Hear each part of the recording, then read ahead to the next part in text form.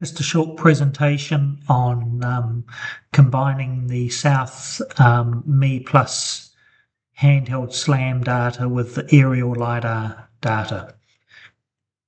So we're looking at a small data set here that's been collected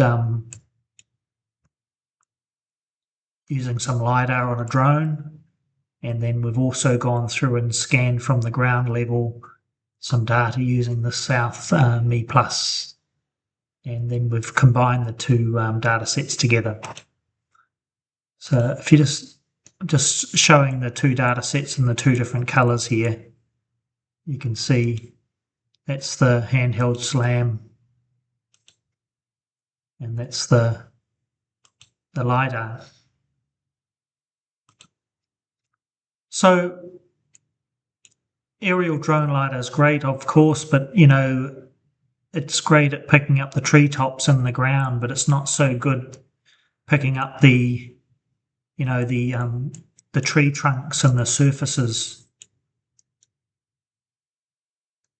So it's very beneficial to complement the aerial data with the ground data set. Then you get a complete data set.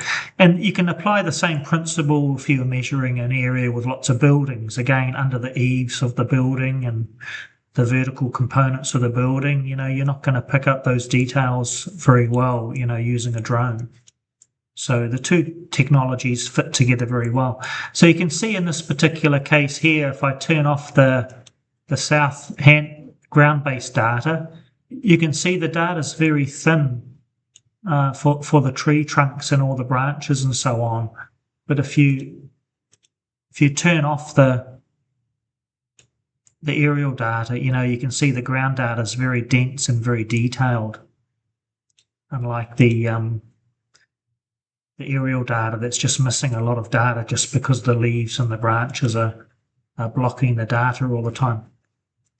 So this is only possible, really efficiently using something like the SOUTH MEplus.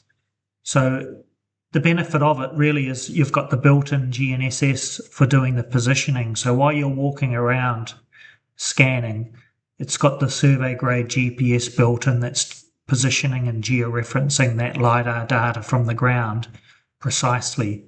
And then if you've got aerial data, you can join the two sets together.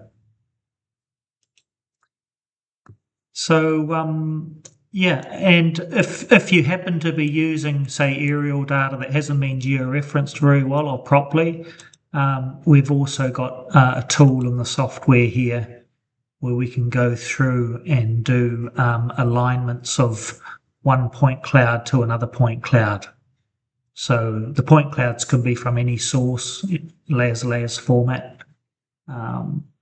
So that's quite nice. Anyway, that's just a very brief overview. Thanks very much for listening.